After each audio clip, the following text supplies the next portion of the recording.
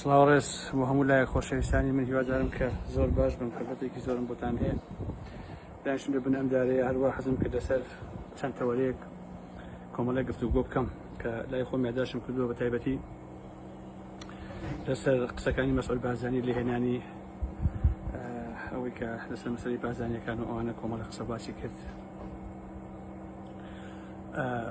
ڕاستیەکەی ئەمانە یەکیان هەیە یەک سیستەمیان هەیە ئەوشەوەیە کە هەمیشە ئەیانەوێ مێژوو بە درۆ بنووسنەوە، یعنی مێژوو کە پڕ بێ لە چاواشە لە چاواشەکاری کارێکیشیان کردووە بەڕاستی وەکو چۆن قسەیەکە ئاڵێ ئەوە دەسەڵاتداران یان چینەدارەکان مێژوو ئەنووسنەوە، بۆیە ئەوانش کە ئەم مێژوانە ئەینووسنەوەی بە قازانجی خۆیان و خراپێ خۆیان بە چاکە سوزانم ینی هەموو شتێک بە پێچەوانەوە ڕسمەکەن و بڵاوی ئەەکەنەوە کە لە واقع هیچ شیوانە. ئەگەر تۆ سەیری مێژووی هەموو دیکتاتۆر و فاشیەکان بکەیت لەسەر ئاسی دنیاە هەمویان بە جۆرێک مێژویان نووسێتەوە کە خۆیان مەسەلەن لە هەموو مەیدانەکانە پێرفێکت بوون، بێعەیب بوون، بێکێشە بوون، زۆر باش بوون، زۆر ئینسان بوون، هەتا کەسانێکشان کە لە ناو چوون وابیان کردەوە کە غەدریان لێکراوە کە بەرامبەریان ئەوە کراوە ئالم بابەتەن. ڕاستیەکەی ئەگەر یەک شت هەیە پێویستە هەموو خەڵکی کوردستان بیزانێ، ڕاستە گەلی ئێمە ئەنفال کراوە 182,000 ئینسانی ئێمە ئەنفال کراوە و مثلا پرۆسی ئەنفال لە دیارە لە کێوە بۆ لە ساڵی 1992 ئەوان چۆن دەستی پێکردنەوە چۆن بووە عفو ببوون لە 1970 ئەوانەوە چۆن بووە هەتا کاساتی هەڵەبجە بۆ نمونە کاکیمە بەران کراوە ئەمانە هەمووی لە مێژووی ئێمە بووە. بەڵام ڕاستیەکەی کە بە هیچ بازانیەک لەلایەن حکوومەتی عێراقیەوە بەڕاستی وەکو ئەنفال نەکراوە. ئەم بازانیانە ڕاستیەکەی کە جینۆساید کران لە ساڵی 1983 ئەمانە زیاتر تاوانەکەی تاوانی بنەماڵی بازانی و مەسعود بارزانی و ئیدریس بارزانی ئەوان بوو. ئیدریس بارزانی هات لە حاجی عومەران لەگەڵ حیزبی بەعسە دانیشتنی کرد لە 83 هەمووی مایەشی کورد بوو کە شەڕی ئێرانی عێراق دەستی پێکرد بوو، لەگەڵیان ڕێکەوتنی کرد کە ئەوان لە ئێرانن ڕاستە بەڵام عێراقین و خەنجەر لە پشتی عێراق نادەن و پشتیوانی جمهوری ئیسلامی ناکەن لەم شەڕەیە. ئەمە ڕێکەوتنێک بوو کە لە بینی ئیدریس بارزانی لەسەر داوای مەسعود بارزانی و بنەماڵی بارزانی کرا لەگەڵ حیزبی بەعسە. بەڵام کاتێک کە گەڕایەوە بۆ ئێران ئیدریس بارزانی و جمهوری ئیسلامی پێیزانی ڕێکگویان بادا وتیان تۆ هەڵەت کردووە ئێوە لەم وڵاتەیە ئەژین و ئەبێ شان بەشانی ئێمە کارەکانی خۆتان کرد. ئەوە بوو کە شان بەشانی سوپای پازارانی ئێران بنەماڵی بارزانی و پارتی و قیادەی موقەتە و فڵانفیسارەکان لە فاو شەڕی حکوومەتی عێراقیانە کرد. حکوومەتی عێراقیش لە تۆڵەی ئەمانەیە هەستا بارزانی خوشیریەکان ئەوانەی کە دژی بنەماڵی بارزانی بوون بەداخەوە کە هەمویانی برد لە ناوی بدن و جینۆساید کران و تیاچون. واتە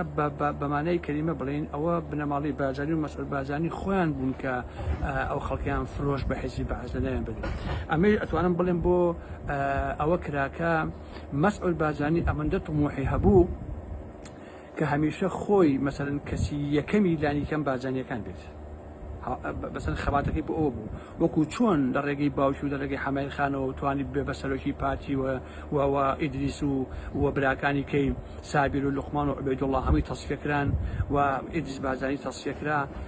خۆی ببێ بە هەمەکاری پارتی وەکو بوو و هەوڵیشی دا کە لەبارەی شێخایەتی و عەشیرەتی و ئەلەم بابەتانەوە ببێ بە کەسی یەکەمی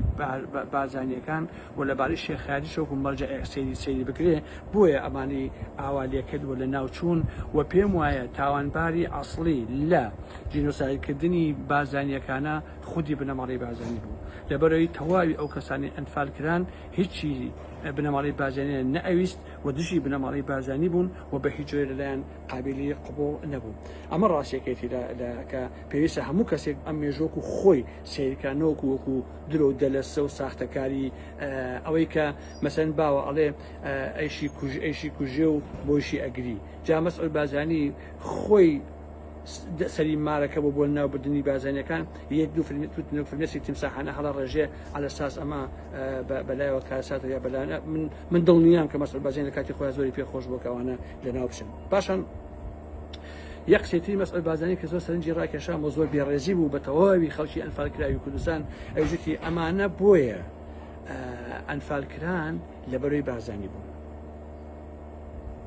یعنی لە کوردبوون دایماڵنەوەی کە بازانیەکان کورد نەبن بە قەولەکەی خۆی با بڵێن ئەوانە لەبەر ئەوە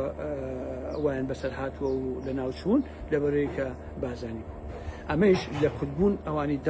داماڵە و من پێم وایە کە ئەوی جۆرێکە لە سوکایەتی بۆ قوربانیانەی بازانیەکان کە لە ساڵی 1970 ئەمانە لە ناوچوون و بەداخەوە کە هەمویان شەید کران. بۆیە ئەم قسانی مەسئول بازانی بەڕاستی زۆر ناواقعیە و زۆر نادروستە و مێژوو لەسەرەوەی لاپەڕەکانی خۆیان ئەوە بە گەورەی ئەنووسێتەوە کە لە ساڵی 1970 کە بە بازانیەکان جینۆسایی کراون تاوانباری ئەسڵی مەسئول بازانی و بنەماڵەی بازانیە. ئەمە کۆمەڵی قسە بوو کە لەسەر ئەو بابەتە کردم کە پێم وایە کە مافی خۆی ماوەتێ و پێم وایە ئەمە مێژوە دروستەکەیە کە بێ ئێمە هەمومان بیزانین وە لە مێژووە نووسراوەتەوە و ئەمە حقیقەتی ئەو ڕووداوانەیە یا ئەو کارەساتانەیە کە بەسەر کوردە هاتووە. لێرەدا ئەم بەشە ئێمە کۆتایی پێم وایە کە وەڵامی خۆیم بە کوتی یاوەتەوە. لەسەر مەسەلەی موقتەدا سەدر و ئەوانەی کە لە عێراقا ئەوەی هەیە من بابەتێکم نووسی هەروە بە کوتی بڵاوم کردەوە. من بۆ خۆم وای ئەبینم بەدەل لەوەی کە موقتەدا سەدر ئێستا دژی هەموو ئەوانەیە کە لە 2023 و دوای ڕوخاندنی حکوومەتی عێراقی لە عێراقا باڕا دەسن و هەموو ئەمانە بەڕاستی مافیان و هەمویان جەردەن و هەمویان مافیان هەمویان دزن و هەمویان پارەکۆکەرەوە هەمویان بازرگین هەموو ئەمە ڕاستە. ئەمە کە موقتەدا هەمووی ئەڵێ ئەوەشی کە موقتەدا پێداگیریکە ئەڵێ ئەوانە نابێت کە لە 2023 دەسەڵاتدارن لە عێراقا نابێت پۆست بەربگرنەوە دیسان ئەمەشی هەر ڕاستە. بەڕاستی لە دوای ڕوخاندنی حکوومەتی عێراقیەوە لە تێوەڵەوە بیارەوە بیگرە هەتاوەکو ساخۆ هەتاوەکو مووسڵ هەتاوەکو ئەگاتە بەسرا هەر کەسێک یەک پۆستی هەبوو بێ جگە لە دزی لە تاڵانی لە بێحرمەتیگرن بە گەرانی عێراق یەکشتێکی نەکردووە. بۆیە ئەمانەی موقتەدا هەر هەموو ڕاستە و من تەمەنای ئەوەی شەکەم کە ئەمانە لە ناوچن و ئاسەوارە نەمێنێ لەبەرەوەی لە واقعا ئەمانە هەمویان کۆمەڵە چەتە بوون لە مالیشیەڵی فلان ئەم بابەتانە و پێویستە گەدانی عێراق ئەمانە بخەنە ژێر پێ لە ناویان برن بە مەسعود بازاریتەوە بە کوڕانی تاڵەبانیتەوە بە فلان و فیسارەکانتەوە بە نێچیرتەوە بە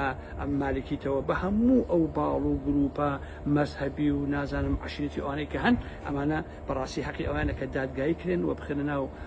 زیندانەوە و دەست بەسەر سەر سامانەکەن بژیرێ و بەڕاستی ئەمانە لە ناو بچن. بەڵام بەحسێک دەرایەتە ئاراوە ئەوش ئەوەیە کە موقتەدا سەدر خۆی چی پێیە بۆ گەلانی عێراق ئەم بۆ خۆی بەحسەکەیە خۆی چی پێیە بەو تەفەکورەوە کە هەیەی بەو جیهانبینیەوە کە هەیەی بەو ئەقڵەتەوە کە هەیەی ئایا چی بۆ گەلانی عێراق پێیە؟ ئایا ئەگەر هەموو ئەمانە تەسیێر بکەین کە من بۆ خۆم پێم وایە کە ئەگەر ئێستایش نەبێ لە ساڵێکی ترا لە دوی ترا لە نازانم لە کاتایە کە خوێنێکی زۆر لەبەر گەلانی عێراق ئەڕوا ناکرێتەوە نادیدە ئەمە بگری کە ئەم هەموو بنەماڵە ئەم هەموو خێڵە ئەم هەموو عشیرەتە ئەم هەموو گروپە دینیەکە لە عێراقا هەن ئەم هەموو چەکدارە هەمووی چەکی خۆیان پێ هەمووی پارەی خۆیان پێ هەمووی خەریکی ڕاو و ڕوتن تۆ ناکرێت بڵێ ئەمانە ئەتوانن لە عێراقەکە بە یەکەوە بژین و ئەو دەوڵەتێکیان هەبێ. هەرچەندە من بۆ خۆم ئەگەر سەردەمانی بڕوان بە فەرەحیزبی هەبوو بێ ئێستا بە هیچ جۆرە بڕوان بە فەرەحیزبی نییە چونکە ئەوەی کە لە عێراق و کوردستانە هەیە فەرەحیزبی لێ ڕاستیە بەڵکو ئەتوانم بڵێم فرە گروپیە کە هەمویان لە فۆرما یەکن و هەموو ئەمانش تەنها خەرجی پارەکۆکردەوەن بەس بۆ من لە کوردستان سیرکن فەرقی پارتی یەکێتی گۆڕان حیزبەکەی کاکە حەما فلانەکان نەوەی نوێ ئەمانە هیچ جیاوازێکیان نییە هەمویان یەک فۆرمن یەک معنایان هەیە و یەک شتن داکەتە شتێک نییە کە بڵێ وەڵا ئەمە حیزبێکە لە 100 دەرەجە پێشەوانی ئەم بیرەکاتەوە و ئەم ئێشتی شە بەرهەمبێنێ هەمویان دوکان بۆ پارە پێکردن لە عێراقیشا هەر بە هەمان شکڵە هەمووی ئەمانە دوکان دەڵێ ئەمە فەرەحیزبی نییە بۆیە من بەمانەی کەلیمە ئەڵێم بە هیچ جۆرێک بڕوان بە فەرەحیزبی نییە و ئەمە لای من پوچەڵە لەبەرەوەی ئەوەی کە لە عێراقا هەیە هەر بەڕاستی فەرەحیزبی نییە یعنی ڕەنگی جیاواز و فرە فکری جیاواز و ئەمانە نییە هیچ هینێکیان نییە هەمێنە کوێوان بۆیە پرسیارەکە ئەوەیە هەموو ئەمانە لەناو ئەچن تاکید بن لەوە لە عێراقا لە کوردستانیشا مەسعود بازانی بنەماڵی بازانی تاڵەبانی من لەناو ئەچن ئەمانە کۆتاییان پێ هاتووە و کۆتاییان پێ وە کارکردی چەپەڵانی خۆشیان وای کرد کە ئەمانە بەڕاستی کۆتاییان پێوێ بەڵام ئەسڵ ئەوەیە کە کەسێکی وەکو ئەم سەدرە چی پێیە بۆ گەلانی عێراق بەم مێشکەوە کە هەیەی بەم فکرەوە کە هەیەی مەسەلەن کام ئازادی کام دیموکراسی کام مافی مرۆڤ کام مافی ژن کام مافی مناڵان بنمونە کام مەسەلەن ژیانێکی خۆشبەختانە بۆ گەلانی عێراق، کام ئازادی، کام باوەڕ بوون بە مافی نەتەوەکان و بە مافە کەلتوریەکان و بەرەم بابەتانە. من حەچی سەری ئەو کابراایەکەم بەڕاستی پێم وانی ئەمانی پێبێ. لەبەرەوە من دڵخۆش نیم بە هیچی. ڕاستە ئەوە دروستە کە لەسەر مەسائلی گەندەڵی و دزی و جەدەی دژی ئەمانی کە لە عێراقا دەسەڵاتدارن ئەم کابراایە قسە ئەکاوە دژیان ڕاوەستاوە، ئەمە دروستە، ئەمە بەرحەقە و ئەمە ڕاستیە. بەڵام کێشەکە لەسەر ئەوەیە ئایا ئەو بەدیلێکی جوانترە بۆ گەلانی عێراق یان نە؟ باش نییە؟ من بۆ خۆم پێم وایە بەدیلێکی جوانتر نابێ. لەسەر و ئەمەیشەوە کە ئەڵێم بەدیلێکی جوانتر نابێ، تەمەنا ئەەکەم کە بتوانێت هەموو ئەمەنە تەصفیە بکە بە مانای کەلیمە و ئاسەوەیان نەهێڵێ. ئەم هەموو گروپە ڕەنگا و ڕنگ و بیر و بۆچوونە سەقەتە دزی و جەدەیە لە عێراقا ئاسایی نامێنێ. بەڵام من پێم وانییە کە لە دوجارە ئەگەر ئەم کابراایە سەکەوتیش بەدەستبێنێ، پێم وانییە بتوانێت عێراقێکی یەکگرت و عێراقێکی یەکدەنگ، عێراقێکی یەک ڕەنگ، عێراقێکی ئازاد، عێراقێکە مافی کورد و نەتەوە بچووکەکانی تر و چوزان مافە کەلتوریەکان و مافە ئازادیەکان و مافی ژنان و مافی بیرکردنەوە و مافی ڕێکخراوە بوون و مافی ئەوانە، پێم وانییە بەڕاستی ئەو کابراایە لە حەق بەکەیە قەناعەتی بە و شتانە هەبێ. ئەمە نەزەری منە لەبەرەوەی کە ئێمە لە سەدام حوسێن ئەتوانم بڵێم گورجێک بوو، باشە، بەڵام کە ئێستا دوای 32 ساڵ بیرەکەینەوە کە ئەمانە گورگترن لە سەدام حوسێن. ڕاستیە مالیشیەکان، مەسعود بارزانیەکان، کوڕەی جەلال تاڵەبانیەکان، فڵان فیسارەکان، هەموو ئەمانە لە ڕاستیە لە مەسائلی گورگایەتی و مەسەلەی چەپەڵکاریە باوەڕتان هەبێ سەدام حوسێن بە تۆزی پێ ئەمانە نەگەیشتووە. لەبەرەوە ئەوەیش گێمی دووهەمی ئەو قسانە بوو کە کردم و ئەمەوێ لەسەر شتێکی تر قسە بکەم خۆشەویستان کە قەت خۆتان ئەزانن. بە دژایی ئەم ساڵانەی ڕابردوو کەسێک هەیە بە ناوی حەمکۆ زۆر بێحورمەتی و بێڕێزی بە من کردووە و زۆر سوکایەتی کردووە بەڕاستی. جا ئەو کەسێکی مەسەلەن کەسێکی هەوسار پچڕاو و کەسێکی بێپرەنسیب و کەسێکی بێفکر بێمەعریفە و کەسێکی کاتوانم بڵێم نۆعێکە لە لومپن یان بەرگەراجی لە ڕاستیە. تا هیچ کاتێ من ئەمە بۆ یەکەم جارمە کە ناوی برم ڕەنگە نوع لە تعلیقم لێبێ، بەڵام ناویم نەبردووە بۆ یەکەم جارە کە ناوی ئەم کەسە بەسەر زمان مابێ. ئەوش لەبەر ئەوەیە کە گوێم لە وتارێکیەوە بوو کە بۆ مەسعود بارزانی و نێچیر و مەسعود و ئەمانە وتاری ئەدا گوێم لێگرت. تا ئێرە ئەمە بۆ خۆی پێمایەکی فایەتە کە بیر ئەەکەمەوە لە ئینسانی ئێمە چەند سەخیف و هەلپەرست و ئالم بابەتانەیە. ئەم کابراایە بەدەیان جار پەلاماری منیاوە، باشە، ئەمە پیاوی نەوشوان سەفا، ئەمە پیاوی فڵان کەسە، ئەمە خۆفرۆشە، ئەمە ئەوەیە، خۆی تاکیدەکردەوە کە ئەوە پارتی نییە، ئەوە ئەمە نییە، پاراستن نییە، فڵان فیساد نییە، هەموو ئەمانەی تاکید دەکردەوە. بەڵام پێرێ لەو قسە و باسەیە کە کردی بە حوزوری مەسعود بارزانی ئەوانە نەک هەر پارتیەکی گوێ لە مست، بەڵکو مەسینە هەڵگرێکی ئایارە 24 بە مانای کەلیمە. لە قسە و باسەکە ئەزانم تۆزێوەتی کە گەندەڵی هەیە، دزی هەیە، ئەلەم بابەتانە ئەوە هەیە، ئەوە هەیە، هەموو کەسی ئەو ڕاستیانە ئەزانێ. مەسعود بارزانی خودی خۆشی ئەو ڕاستی ئەزانێ بەڕاستی. ئەوەی کە لە کوردستانە بە تەواوی گەندەڵە ئەوەیە کە حەمکۆ خۆی ڕووی لە هەرد و گەندەڵەکان ناوە، ئەڵێ کاک مەسعود ئەمە فڵاش ئاوا، کاک نێچی فڵان ئاوا، فڵانە مافیا هەیە، فڵانە دز هەیە، فڵانە تا ئەمە هەیە، ئەوە هەیە، هاتووە بە هەرد زە گەورەکە ئاڵێ گەندەڵی هەیە، بە هەرە گەندەڵە گەورەکە ئاڵێ گەندەڵی هەیە، بە هەرە دزوجەردەکە ئاڵێ وڵات دزوجەردەی هەیە. مەسعود بارزانی خۆی ئەو ڕاستیانە باش ئەزانێ لە ڕاستیە، نێچیر باش ئەزانێ، مەسعود باش ئەزانێ، ئەزانێ کە لە وڵاتی ئێمەیە هەم سەرانی پارتی و هەم سەرانیەکێتی خەریکی دزی و گەنەخۆری و ڕاوەڕوتن بەڕاستی. مەسعود بارزانی خۆی لە دەیان شوێنە مەلەفی دەرکەوتووە کە خاوەنی دەیان و سەدان بلیۆن دۆلارە. نێچیرەڤان بارزانی هەر ڕەبی دزی و گەندەڵی و ڕاوەڕوتە لە ڕاستیە. ئەسڵەن لە کوردستانی باشوورە ئەوەی کە نێچیرەڤان بارزانی بە کوردی کردووە لە مەسالی دزی و گەندەڵی و پارەکۆکردنەوەیە، نە مەسعود کردوێتی، نە مەسعود کردوێتی، نە جەلال تاڵەبانی کردی، نە هیچ کەسێک بەڕاستی نەیکردووە. یعنی ئەگەر تۆ وێنای کوردستانی باشوور بگری، یەکەم دزی گەورە، یەکەم جەردەی گەورە، یەکەم مافیای گەورە نێچیرەڤان بارزانیە بەڕاستی. باشە، حتا بئەخلاقی نێچیرەڤان بارزانی بڵاوی کردەوە. ئەم هەموو کچە مۆدێل و فڵان و فیسارە کە هەمووی لەژێر بەرژی مۆدێلە سۆزانیە، هەموو ئەمانە نێچیرەڤان بارزانی هێنای لە ڕاستیە. نێچیرەڤان بارزانی مێدیای کوردی ڕسوا و تڕۆ و ئەوە کردو کردی بە کانگای بێڕەوشی و کانگای بێئەخلاقی. مەسعود خۆی باش ئەم ڕاستی ئەزانێ. لە کاتێکە کەسێکی ناڕەسەنی وەکو حەمکۆیەت ئەو قسە و باسانە ئەکا، ئەوێ بڵێ دەریشی خست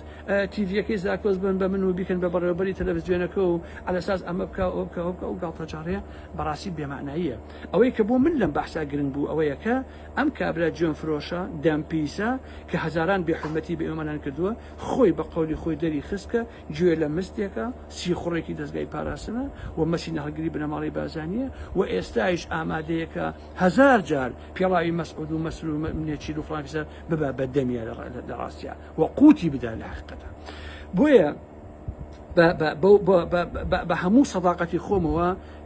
ئەم ناوە پیسە ئەمڕۆ بەدەمما هاوت لەبەرەوەی کە بە ئێوە بڵێم ئەوەی کە 10 ساڵە ئیدعای کرد دژی ئارام محمەوە و سوکاتی بە ئارام محمەوە کرد و کە گوایە پارتی نییە خۆی بڕۆین جۆرە ڤیدۆکەی بگرن کە چ مەسینە هەڵگرێکی ئەو ڕێبازیەکە نانایە ڕێبازی بازانی و یەک کتێب و یەک نامیلکەشی تێدا نییە لەبەرەوە ئێوە هەمیشە ئەو خەڵکانە بناسن کە لەم کە خەریکی چین و بەشی خۆی نەبردووە ئێوێ زیاتر بەشی خۆی بەرێ من لەو زیاتر قسە ناکەم حرمەتێکی زۆرم بۆتان هەیە هیوادارم کە زۆر باش بن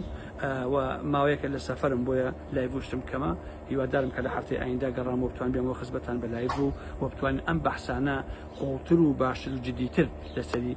ڕابوەستم و لەسەری قسە بکەم خۆشەویستیم بۆ هەموو لایەکان بەخێرچن عەزیزان و خۆشەویستانی ئارام ئەحمەد